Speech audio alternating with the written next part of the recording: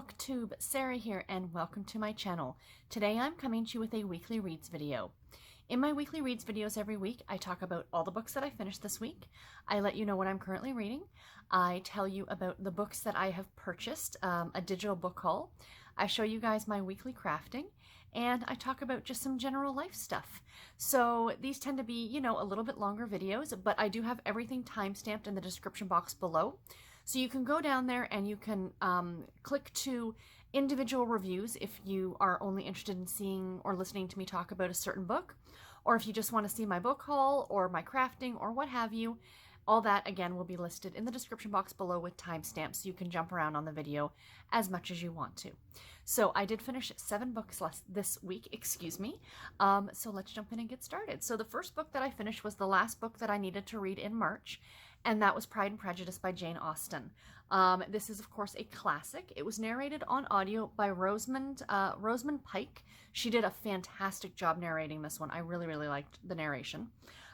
It was published in 1813 originally. Average rating of 4.25 stars on Goodreads. I ended up giving it 4 stars. I did not love it. I didn't hate it. It was an enjoyable book. I see, why it's such a loved book by so many people, but maybe I'm just not a classics reader. Maybe that's just not what I enjoy, because I read Jane Eyre in March as well, and I enjoyed that one too. Again, I didn't love it, but I enjoyed it.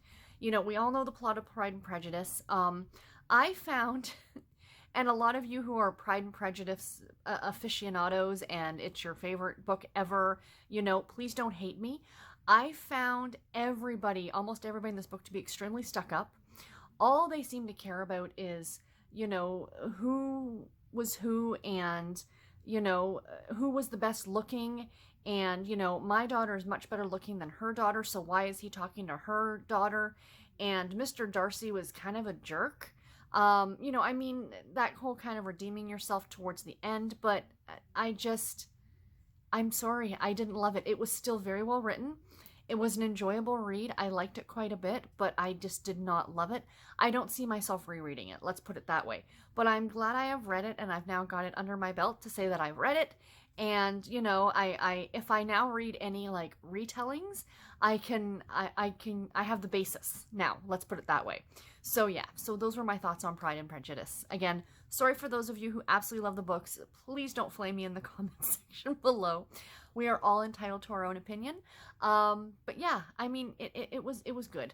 I just don't think that maybe I am the kind of person who enjoys classics. There are so many different genres of books out there, and everybody seems to like different genres, and that's what makes reading fun. So there's a little something for everybody, essentially. And classics just might not be for me, unless it is A Christmas Carol, because I love that book. That's one of my favorite books. The next book that I finished this week was The Scent of Magic by Margaret Chittenden, I think.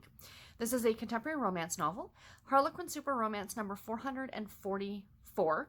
444. It was originally published in 1991. This was part of my 40 Years of Harlequin project. Average rating on Goodreads of 2.5 stars. This one did not have a high rating on Goodreads, but I give it 3 stars. Again, not a book that I absolutely loved, but it was enjoyable. This was the story of Cassie and Michael. Is it Cassie? Sorry, just let me look here. Cassie, excuse me, C-A-S-E-Y. No, Cassie. Cassie and Michael.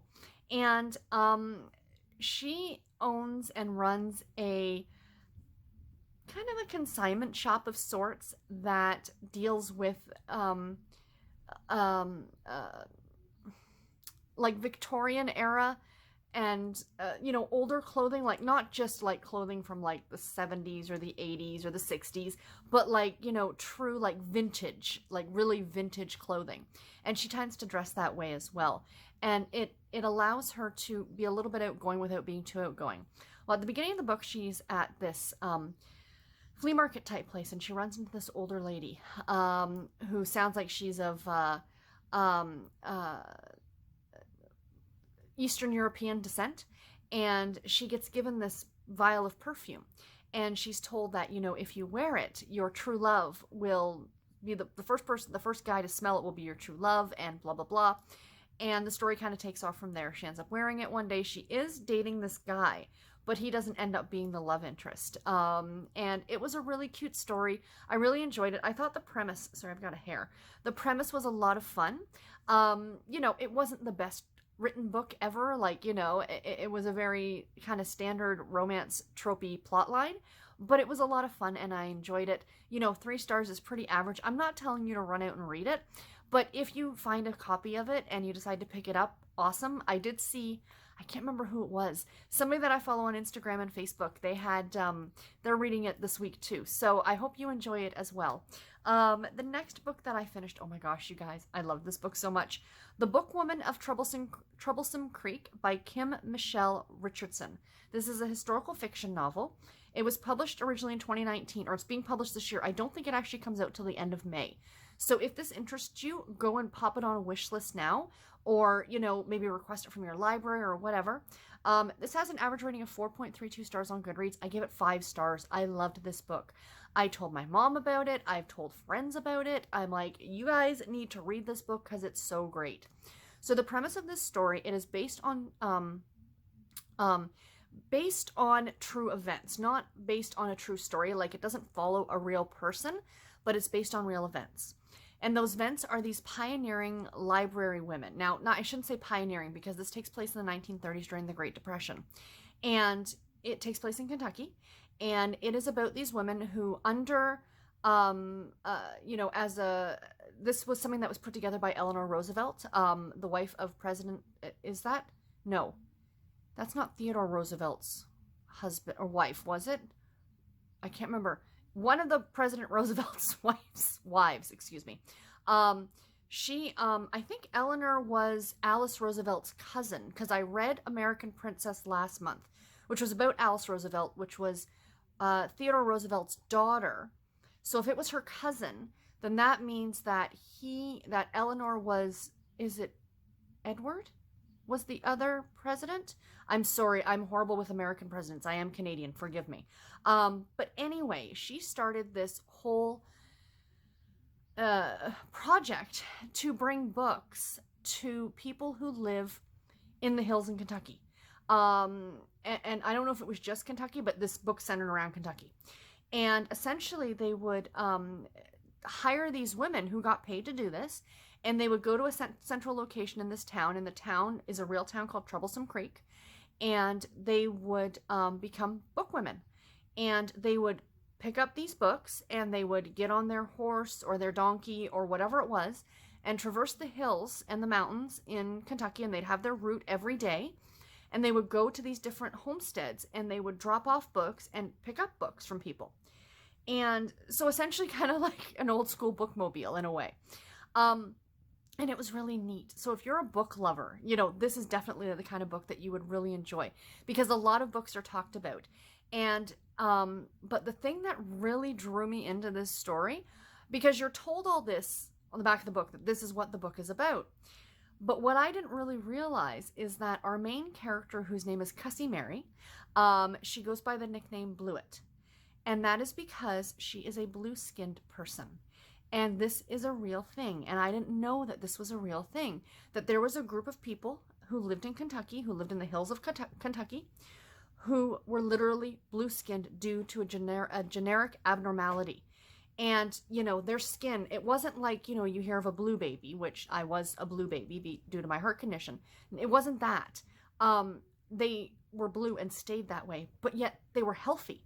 They, you know, it was something about the oxygen or the lack of oxygen in their blood. I'm not too sure. There is an author's note at the back of the book, and it does get a little bit scientific, and I have done some research on it because it was so interesting to me that I had to Google it and look it up. But these group of people, they all originated from France, and they think that might be where the term blue bloods comes from. And then in the 30s or 40s, like the author does say that she kind of messed with the timeline a little bit of when they found out what was causing this condition or this abnormality, if you will. And they, so they all lived in this area in Kentucky, and of course, because they kind of stayed together, they tended to intermarry. So the bloodline never died out. Essentially, that abnormality or that gene never got to leave. They all just kind of, do you know what I'm saying? So I just found it so interesting. And she was blue, and so was her father, and so was her mother. And she was treated, and I'm not saying this, but you've got to remember, it was the 1930s in Kentucky. She was a colored person. She was considered to be a colored person. And she had to use colored washrooms, and she, they didn't want to talk to her, and they looked down on her.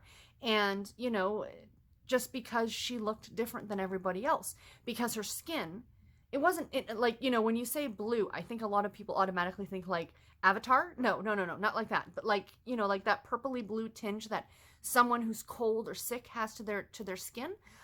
That's what she had. And, that's what these people had. And then they actually, like I said, the author kind of messed with the timeline a little bit, and they did find out what was wrong, like what this abnormality was, and there was a medication that could change it and combat it. And she took this medicine, and she became white. Like her skin became pink and flesh toned and white toned. I'm trying not to, I'm trying to be politically correct as I talk here, so I do apologize. Again, this is a book from that took place in the 30s. So, then she shows up at to get the books, and she's white. And suddenly everybody is totally afraid of her, thinking she's like the devil, because how did she go from one to the other? And, it's the very narrow-minded mindset of people in a very small town at that time period. So it was fascinating, absolutely fascinating to read. This story was absolutely heartbreaking as well. I mean, these people lived with nothing. They had nothing. They lived in the hills. They caught what they ate, and there are some scenes in it which just break your heart. Her father worked in the mines because that's the only work that there was, and I mean, there'd be constant cave-ins and things that would happen. This book does contain some violence in it. Luckily, the author writes it in such a way that, not that it glosses over it, but it doesn't get graphic. So, there's that. But there's some heart-wrenching scenes with a little boy who's starving to death, and, this is the reality that they lived in. And these books that would come to these people would bring them just a little bit of joy, and it just goes to kind of show you the power of reading and how much people have always loved it and things like that. So, yeah, again, I've rambled on about this book for a little bit, and I do apologize, but it was so, so good.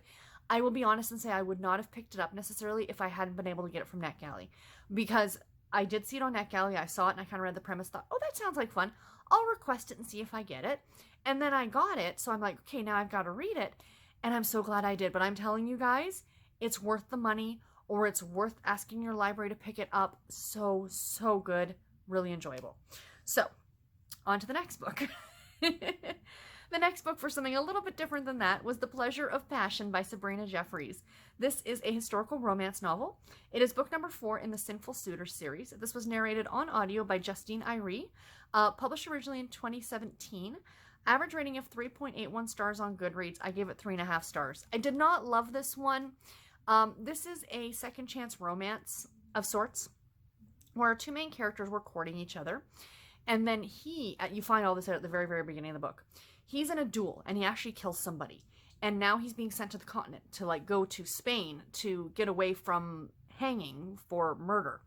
So he asks her to come with him, and she can't go because, what's her name again? Brianna.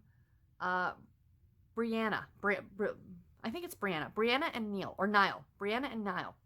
And her mother is very, very sick, and she doesn't want to leave her mother. And she's like, I will write to you, God forbid, when my mother passes away, and you can send for me, and I will, whatever. So she ends up going to his father after, unfortunately, her mother passes away not long after, and goes to his father and says, can you please write to him and say that I want to come and see him? And, he's like, oh yeah, sure, whatever. And he never sends the letter. And then he tells, and then he pretty much tells her, oh, he's moved on, like this. So because I don't want to get into the whole thing because you don't find this out till later on in the book, something happens and she ends up getting married. And then Niall finds out that she gets married, and, pretty much that's it. So then 7 years go by or so, and he's now allowed back. He's gotten a pardon and he's come back. And now we're at, I don't want to say present day because it's a historical romance novel, but do you know what I'm saying? We're at the beginning of the book. and she is now widowed with a 16-month-old son. And so they kind of joined forces to try and find out who is doing this counterfeit currency thing that's involving her father. So the two of them are kind of thrown back together again, and they're playing an engaged couple in order to kind of infiltrate this this counterfeit ring. I found that bit of it to be a little bit weak. I didn't understand the whole point of, you know, why they would have to say that they're engaged, why they couldn't just court or just be friends. But I guess it was that way so the father could kind of trust him a little bit more and kind of open up to him a little bit more. But the other thing that I found it was lacking was the original romance. I would have liked to have seen more or heard more about their original romance. You only get a small snapshot of it, and that part of it was a little bit disappointing. And, you know, in order to find it believable, to find this relationship believable, you want to see the backstory. Do you know what I mean? You know, not just get told it in a couple paragraphs, but actually, like, maybe, you know, maybe even do like a back and forth. That's one of my favorite things. I know it's not everybody's cup of tea, but I do really like books that will go back and forth in time and kind of show you what was going on then and as to what's going on now. I really think that's a lot of fun. And I think that would have been kind of fun in this book too. But c'est la vie, it was still an enjoyable read. And I do recommend this series. These get very, very spicy. Highly enjoyable, and I really like it. The next book that I finished was Rumor Has It by Jill Shalvis. This is another contemporary romance novel. It is book number 4 in the Animal Magnetism series, narrated on audio by the amazing Karen White. I just love her so much. This was originally published in 2013. Average rating of 4.16 stars on Goodreads. I gave it 4 stars. This is Kate and Griffin's story. This, I think, the Animal Magnetism series is one of Jill Shalvis's lesser known series that she has done. Oh my gosh, but you guys need to read it if you have not read it. All these books are available as part of the Audible Romance package, so if you want to go ahead and listen to them, they're great. Classic Jill Shalvis, these books get very spicy. This is the story, like I said, of Kate and Griffin. And Kate is looking after her family. Her mother has passed away, and her father has had a very difficult time dealing with it, and he got hooked on some prescription drugs for depression. And now he's been sober for a year, but she has a 16-year-old sister and like a 9-year-old brother. So she is a grown woman. She has gone through university, college, whatever. She's a teacher. She's actually her younger brother's teacher because it's a very small town that they live in. But because her father had such a difficult time and he's now, you know, sober, he's still having a difficult time dealing with his other 2 children. So she's kind of stepping in and taking care of everybody. She cooks them meals and freezes them. And she goes over every morning to make sure her sister and brother get dressed and out the door and on to school. You know, so it's always been about everybody else and not about Kate. And she has always been in love with Griffin. And Griffin is her best friend's older brother. And he has just come back from serving in Afghanistan. And so this is, so he is a military hero. And he was injured. Quite badly injured. He could have been killed. Very, very easily been killed. And he's kind of back, but he doesn't know what he wants to do. He's kind of suffering a lot of ill effects from this injury that he sustained. And over the course of this, we are getting the couple from book number 3, Holly, their wedding. And so this is kind of, you know, running around that he's back for his sister's wedding. And Kate is, of course, the maid of honor at the wedding. So yeah, that's how the story's kind of progressing. And she kind of decides to throw caution to the wind and finally throw herself at him. And of course, a relationship starts, and then there's a misunderstanding, as there always is in a contemporary romance novel. And yeah, it was really, really good. It's written with classic Jill Shalvis humor. Again, very spicy. She has such great characters, such believable characters. You know, it doesn't matter if they fall down, you know, they always get back up. And yeah, really, really enjoyed this one very, very much. Again, if you have not read this series, I highly recommend that you do. The series starts off in a veterinarian practice. That's why it's called Animal Magnetism. And there's always animals in these books. In this one, there's 2 golden retrievers called Thing 1 and Thing 2. Which I think is a great name for 2 dogs. But yeah, so really, really fun. I really did enjoy this one. The next one that I finished, Welcome Back, Stacey by Ann M. Martin. Oops. This is a middle grade fiction novel, of course. Babysitter's Club book number 28. Published originally in 1989. Average rating of 3.67 stars on Goodreads. I gave it 3.5 stars. This one was cute. Not really a lot to say about it. Stacey McGill's parents get a divorce, and she moves back to Stony Brook with her mother. And the whole basis of the book is her deciding, where to go, whether she wants to stay with her dad in New York or come back to Stony Brook. I found, I guess maybe because they kind of speed it up for kids, because it is a middle grade novel, I found like from the time that her parents announced that they were getting a divorce to talking to the lawyers to them moving, it seemed like very quick. Like it seemed to have happened in just a couple weeks, when in reality that could potentially take a lot longer. But of course, again, it's for middle graders. So, but it was really enjoyable, and I think it was well written for any kid whose parents might be splitting up, because Stacey does not take it very well at the beginning. She's very, very angry at her parents, and she spends there's a couple chapters where she's actually trying to put them back together, like get them back together, like a la the Parent Trap kind of an idea. So yeah, that part of it was cute, and this was a fun story. Stacey is one of my favorite babysitters, so I'm glad that she's back now as a regular member of the club. And this point in the series onward, up until Dawn leaves, which is I think like towards book 50 or 60 or something like that, this was my like golden part of the series, because all of them are together. And those were some of my favorite books. The ones coming up are some of my favorites. So yeah. So anyway, enjoyable. Again, I'm really enjoying reading through this series. And the last book that I finished this week was Darn Good Cowboy Christmas by Carolyn Brown. This is a contemporary romance Christmas novel, of course. Spikes and Spurs, book number 3. Published originally in 2011. Average rating of 4.22 stars on Goodreads. I gave this 3.5 stars. This one was cute, and yes, it is a Christmas book, and I read a Christmas book outside of the holidays. That is okay, I said that. I used to be a big stickler that I would not read holiday books unless it was the holidays, but I have really amended that because there are so many books that I want to read, and if I just saved those books for the holidays, I would never get them all read that I want to read, especially ones that are parts of series, like that are intermixed inside series. So, this is the story of Liz and, I can never say his name, Raylan. And Liz is a carnival worker by blood. Her mom and her aunt run a carnival, and she grew up there. She tells fortunes and all these things, but every year since she was a little girl, all she's ever asked for was to have a house that's not on wheels. Because, of course, living in a carnival atmosphere, they lived in a trailer. And then as she got older, into her late teens, she amended that Christmas wish by putting in a sexy cowboy, because don't we all want that for Christmas? And so anyway, then it's almost time for the carnival season to wrap up, and I guess for like the fall, like into the spring, they kind of like have like their winter time where they don't do any carnival stuff, and they bunk at like near where the grandparents live. So anyway, Liz is only 25, and she finds out that she has been given a house and some acreage by her uncle. Now, her uncle didn't pass away. He decided to move in with his father to take care of him in his twilight years. And so she's gotten this house, and she's looking after this house and these 2 cats. And if she sticks around till spring, he will officially give it to her. And she's ecstatic. But her mother still keeps thinking, you're just going to come back. You cannot put down roots. That's not what we do. We travel. This is kind of our life kind of an idea. But of course, right at the very beginning, she meets Raylan.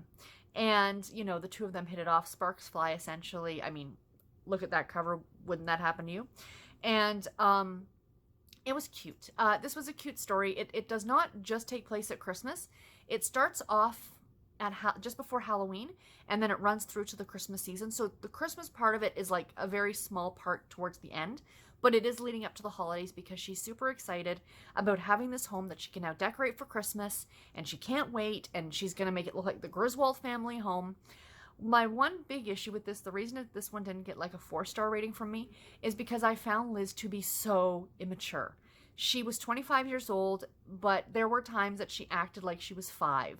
I mean, I understand she was getting super excited about Christmas and super excited about these other things, but it just seemed like it was very immature. And I don't even want to say 5, because even towards some of the more adult stuff in the book, like she was a giggly, like late teenager. Do you know what I mean? Yeah, and the other thing that got me that I found very odd is that he takes her into town to go to Walmart. Now, she's been to the Walmart before, I'm sure. But he takes her into town, and she's like oohing and awing over all these stores and like the Hobby Lobby and this and that and the other thing. And I'm thinking, You've spent your entire life moving all over the place in a carnival. You telling me you've never seen these places before? Like, this has never been a thing that you've seen? You think doing that you would see a lot. Now, granted, a lot of these carnivals probably go to very small towns, but you must at some point pass through bigger towns, right? So, I don't know. I just found that part of it just a little bit unbelievable. I'm not disappointed, but the first book in this series, oh, what was it called? I can't remember now. I'll try and remember to put it right here. But that book I absolutely loved. And then the second book was good, and then this book was meh. So I'm hoping it gets better as the series like goes on, that this just might have been, because every series will have books that are not super fantastic. So I'm hoping that is just the case in this one, that it wasn't the story, it wasn't the way it was written. Carolyn Brown is extremely Southern. If you want Texas Southern romance, read Carolyn Brown. The other thing is that there is adult content in this book, but it is the kind that's behind closed doors. And so if you wanted to skip it, you could very easily do so, or if it's something that makes you uncomfortable, just note that there's not a lot in there, essentially. But they are so Southern. And it is really refreshing and really fun to read. I do really like her work. And I think this series is a little bit spicier than what she typically does. And even me saying that, it's still not that spicy. So just keep that in mind. So anyway, that is everything that I have read this week. So let me quickly tell you about what I'm currently reading. The first book I am reading is Shelter in a Soldier's Arms, and this is by Susan Mallory. This is one, I meant to mention this last week, but for the Pick It For Me challenge that I'm doing for the month of April, the two books that my Pick-E picked for me, well, she picked me 8, and I picked these 2. This is one of them, and this is one that was not on my TBR, but it's one that she recommended to me based on one of the prompts. And this is an older Susan Mallory work. As you can see, it is a Harlequin Special Edition novel. And she said this was one of her favorite Susan Mallory books. So I'm super excited about it. I've literally just started it. I'm not very far into it, maybe a chapter. And it's about a single mom and a guy who works at a security firm. And I believe he's a former soldier. So I will let you guys know more of my thoughts on it when I finish it for next week. The other book, in case you're curious, that I picked that came off of my TBR, because my goal for the Pick It For Me challenge was to pick one book that was new to me and one that was off my TBR. And the one off my TBR was Hate to Love You by,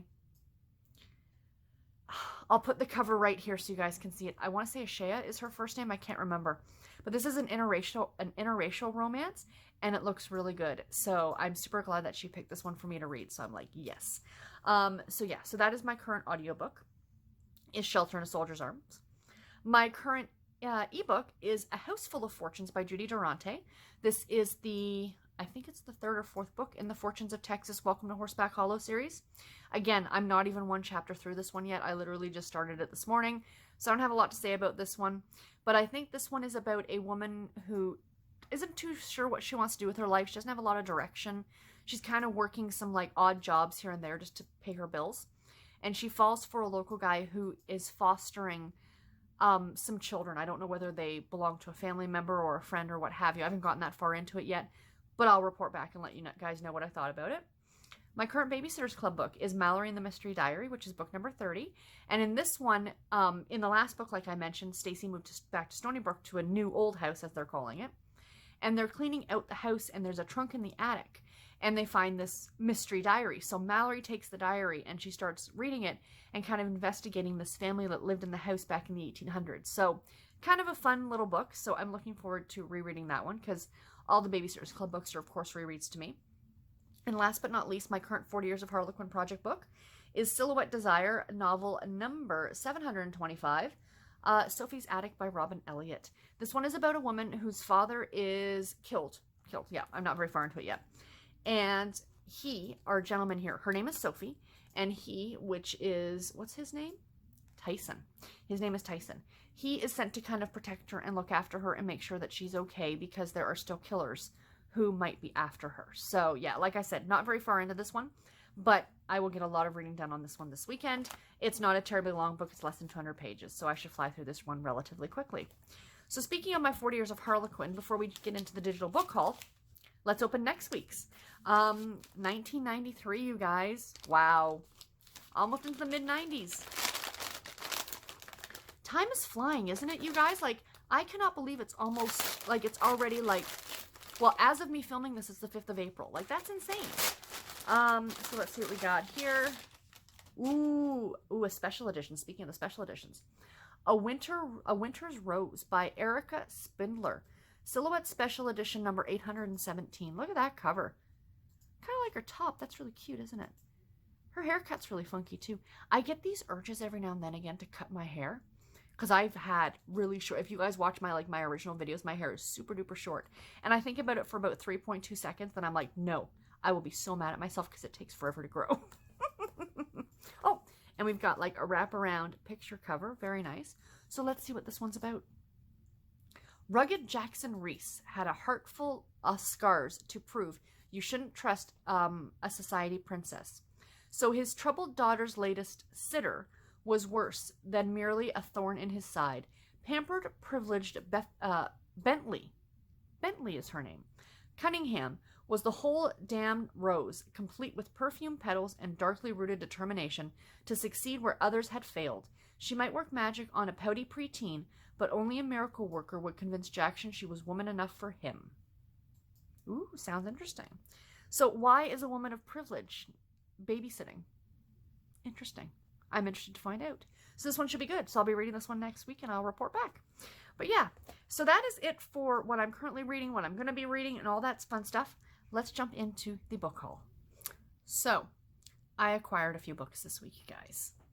A few as in 18. There was a lot of great dealy deals. There is a ton you guys need to go check out for April, because I looked at it on Monday. The Kindle monthly deals for the month of April. A lot of them I already had, like some of the ones that really made me kind of go, oh wow, that's on deal.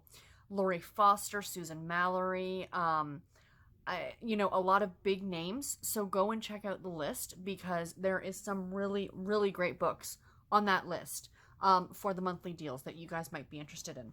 But like I said, a lot of them I already owned, but I did still compile a list of like 30 books that were on that monthly deal list that I would like to eventually pick up.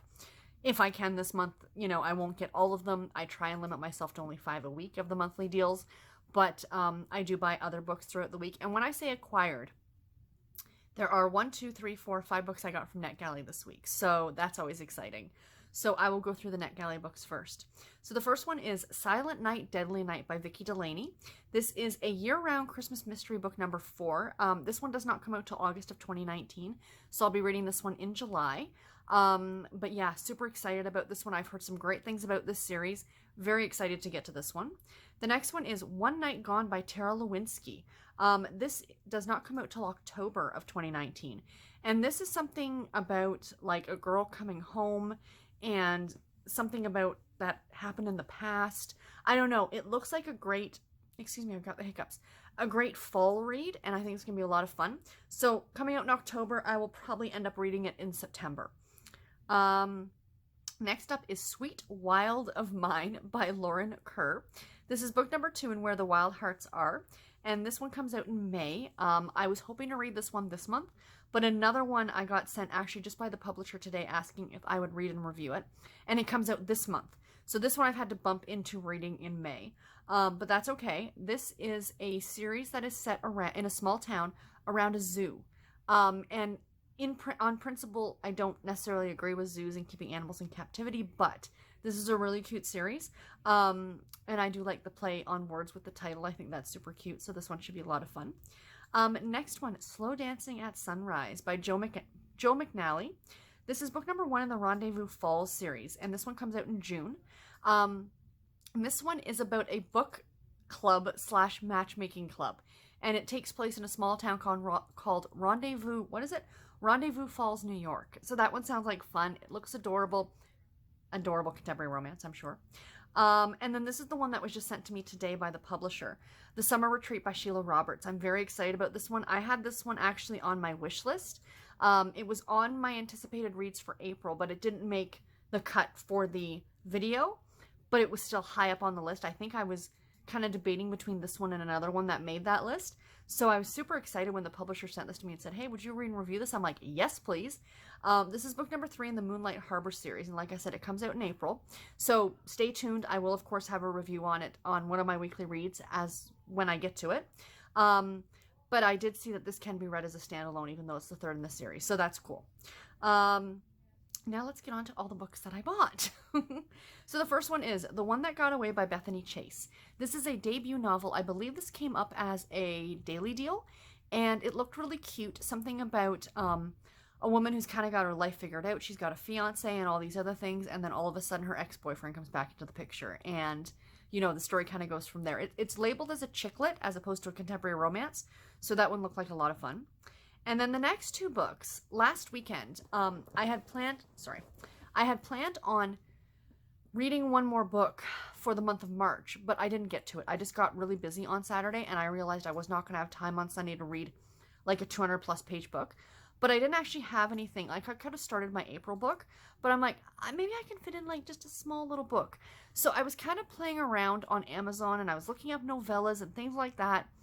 And I came across these two books. Now, both of them came in at like 150 to 200 page length.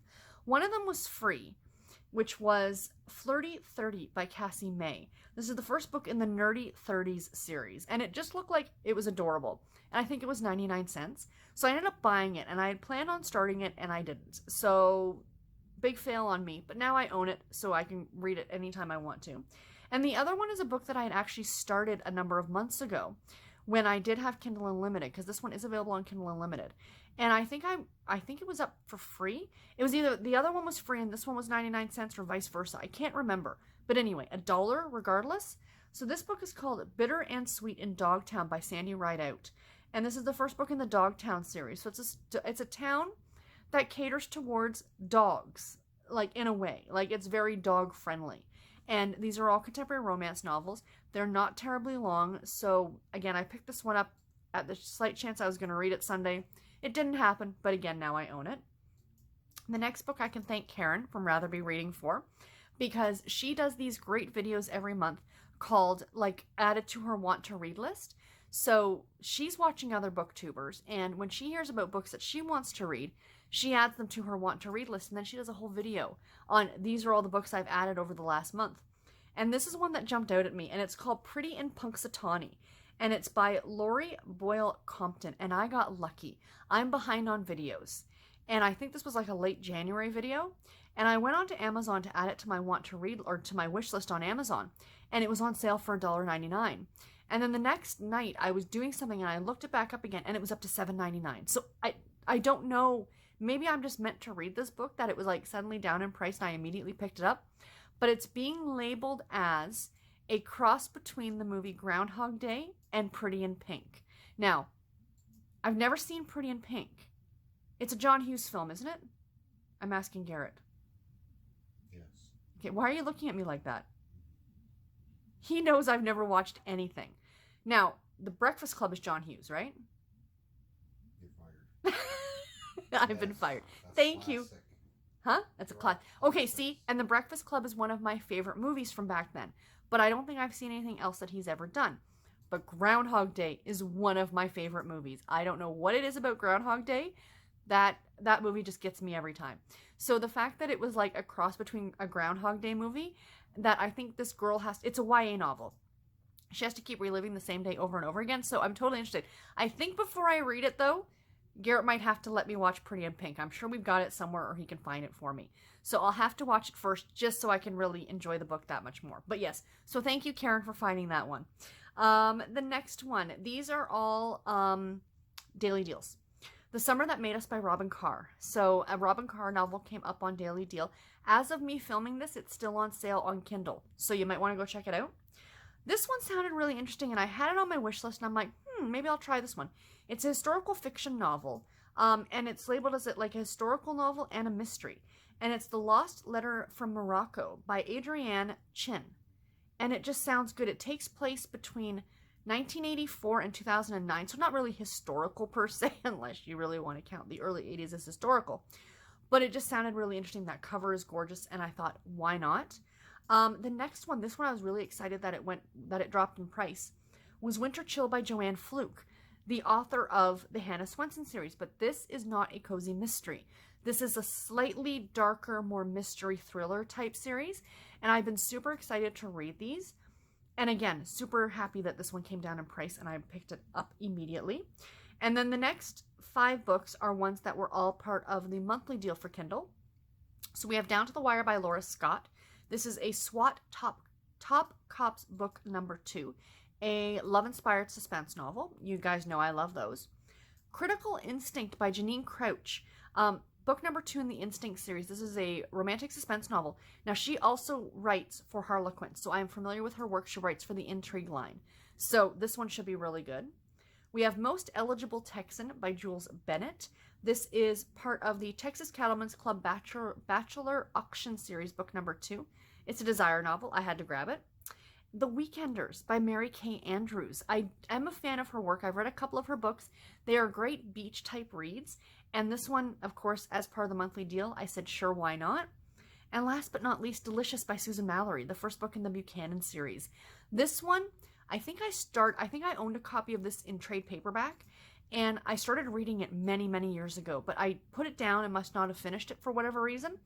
So I'm happy to have a copy now on ebook that eventually I can get to as well. And then the very last book is one I actually paid full price for. I don't think I was looking at NetGalley as much when this one was probably on NetGalley. No, I was. I requested and was turned down for it. Thank you, Harlequin. The first book in this series, the series is called Coldwater, Texas. I read as a book for Read Bliss. I was sent an arc of that one for Read Bliss for a video that I did for them back last year. And then when I saw this one came out on NetGalley, I immediately requested and was turned down on it. I was like, I really wanted to read the second one. And then I was on the Harlequin website today, and they said that if you bought this book, you got 500 bonus points for the month of April if you bought it and sent in your receipt. So I looked, and I think it was like $6. And I thought, I am going to support the author. And I went ahead and I bought it, and I paid Amazon full price for it, and I'm super excited. The cover on this one is gorgeous, and this is a really, really great contemporary series. Dolores Fawson is known a lot for her intrigue novels that she writes, but this one, like the first book, it's a Christmas book. The first one's a Christmas one, was so good. I absolutely recommend the series. It's really, really great. So yeah, so those are all the books that I bought this week. Every week I'm like, I'm not going to buy as many next week. And then daily deals happen and I can't say no because I have a problem. Because all you have to do is press one button, you guys, and it's right there. It shows up right there. You can't say no to that. So let me show you guys my crafting. So for my crafting, I actually have one finished thing and one half finished thing. So that's always exciting. So for my socks, I did finish the first sock last week. These are my running through socks designed by Brandy Miller. The yarn is from Dreams and Fiber, and it's called Halloween Town. And as you can see, it's got some sparkle to it. So there's where I was last week when I showed you guys. So I finished this sock, got the ribbing. I have to weave in the ends. I will do that when I finish the second sock. But yes, I got one sock completely done. Very excited about getting to wear these eventually at some point. Hopefully within a month or so. And then I've started the second sock. So I've got the toe just done on that one. So yeah, so that's super exciting. I'm really, really loving these. This yarn is just gorgeous. So there it is without the pattern. But yeah, and then of course with the pretty pattern. It's just a little something. It just adds a little bit of something, and it's super fun, and I love doing it. And of course, as I always show you guys, living in my Supergirl bag, which I love so much, from Shop SoFlo. And then the only other knitting that I got done, because like I think I said last week, I pick one sweater to work on for the whole week, and then I pick another sweater. And eventually, at some point, one of these will get completed. So this is my Comfort Fade Cardi by Andrea Mowry. I got quite a bit of work, not quite a bit, I got about 2 inches knit onto this week. So I'm now just working on the body. The sleeves are now on hold, as you can see. There are the sleeves. Let me do this. So this is a cardigan, hence the name, the Comfort Fade Cardi. So the sleeves are on hold, like that. And then that's where I was the last time I showed you guys. And so that's all that I've gotten done. So I did put the sleeves on hold, and then I got about 2 inches knit. This is knitting up relatively quickly now because I'm only just knitting back and forth on this one. And I think I have to go to 14 inches, so I've got about 12 more left to go. And then I can do the ribbing and then pick up the sleeves. So yeah, I'm hoping to get a lot more done on this in the next few, or in a few weeks when I pick it back up again. And the yarn I'm using is Knit Picks Brava Sport in the colorway called Seraphim. So yes, very pretty. And I'm using my camping bag, my big camping bag that I love and I just hit myself in the face with. But it's adorable. And then the last thing, the thing that I finished this the other morning. I only had a few little things left to do on it, so I thought, okay, I got to get it done. And I've been waiting to show you guys because now I get to start the one for my husband. The cross stitch, one of the 5 cross stitch for my husband, 6 actually, because there's another one he wants me to do too. But one of the 5 from the World of Warcraft. But this one is, of course, by the Witchy Stitcher. I've mentioned this before. And it's the Samhain pattern. And there it is, all done. I absolutely love it. Oh, I think it is just absolutely gorgeous. This, I will be honest, doing the candle, as you can see, there's lots of different colors in there. It was a bit of a pain. Totally worth it. Does it not look almost 3D? Like, it looks fantastic. So yeah, so I'm really, really excited I'm going to pop this out of the frame and I am going to put it aside, and I want to look for a really cute frame that will fit this. And what I think I'm going to do is as each Sabbath kind of comes up, so like when Halloween does come up, or Samhain, I can put this in a frame and like hang it on the wall or something, like I'm thinking right in my entranceway. And then I can switch them out as each holiday comes up. Do you know what I mean? But I'm super, super happy with them. I absolutely love it. And I cannot wait to start the second one. The next one will be Yule, or Christmas. You know, the winter solstice. So yeah, so I'm absolutely loving it. I just think it's so cute. What is on the back there? Because I'm holding it up to the light, I can like see through, like, not mistakes, but like where some of my yarn is hanging down. So I'll have to fix that later. But yeah, I absolutely love it. Highly recommend these patterns. They are so well done, and she's got some really fun stuff. I will leave her linked in the description box below. And with this lighting, sorry, I keep noticing, my hair looks purple, doesn't it? Maybe I'll dye it purple next. Plum, what do you guys think? Think it'll suit me? Anyway, so yeah. So there's my finished object. So I will have a new pattern started next week. And the ones that I'm doing for Garrett are a little bit smaller. They're like half the size of one of these. So I should get that done relatively quickly. And that's pretty much it, you guys. Real life stuff. It has been a boring week. Just work. Just work. Nothing else interesting has happened. Happy spring, or happy, 1st of April, April Fool's Day. The Canadian side of, because as I've mentioned before, I work customer service. I am the sole U.S. customer service representative now in Canada, in our Canadian offices. All of my coworkers are in the U.S., so I'm working on hopefully moving over to the Canadian side. Please keep your fingers crossed for me, you guys. I really would love that, because it would be so great not having a manager in a different country. One that I haven't seen in 8 months. So, it's kind of great not having somebody over your shoulder all the time. But on the other hand, it's nice to have a person there. Do you know what I mean? So anyway, beyond all that, I am trying to hopefully move over. I am friends with all of them, like, and we talk over the wall. It's a literal wall, like we're in cubicles. It's kind of an idea. So it's not a political wall. And on April the 1st, on Monday, every single one of them called in, sent text messages, left voicemails, or sent an email to their manager saying that they were either going to be late or not coming in at all. And then when he showed up, they were all there. So I'm like, that's kind of a really fun joke, because he's new. He only started in the fall, and he's got a great sense of humor. But I thought that's just kind of fun, because, and he was laughing, and he was saying as he was driving in, and he's thinking, he's like, okay, I've got to figure out who's going to cover this for this, or who's going to do this, and how's he going to do this. And I was kind of chuckling over on my side, because I thought that was a really fun joke to play. And I appreciate that sense of humor. You've got to have a little bit of fun at work. You know what I mean? So yeah, and then today, as I'm shooting this, it's Friday. I did have my car in the shop today. My dad was sweet enough to drive me in and out of work. He's doing very well. As well as, as everything goes. You wouldn't know that anything is actually wrong. In I think another 3 weeks is his surgery. So that's going to be a little bit of a different ballgame. I'm sure he's not going to be feeling the greatest after that. But then after that, we can get on to the healing portion of this thing that we're dealing with. So yeah, my weekend plans are nothing really, you guys. I plan on sitting around and relaxing. Like I said, I had the car in, so that cost me a little bit of money. It was just an oil change, and changing out the air filter and stuff like that. But, you know, it's still maintenance that costs money. So it'll probably be a quiet weekend at home this weekend, but that is absolutely fine. Baseball is back. It's on this weekend. They're playing Arizona. Keep our fingers crossed that perhaps we can actually win a game. Go Red Sox. So anyway, yeah, I've been yammering on. I will let you guys go, and I'll talk to y'all in my next video. Oh, speaking of videos, I did say last week that I was going to have a tag and my wrap-up for March. Now, my wrap-up for March went up, but I did not get the tag done. I am sorry, you guys. So I am actually going to be filming 3 more videos after this one. So they will be guaranteed to be going up. So there will be 3, this video plus 3 more next week. There will be 2 announcement videos next week. One is announcing Amish in April. The other one, the Create Your Own Readathon weekend.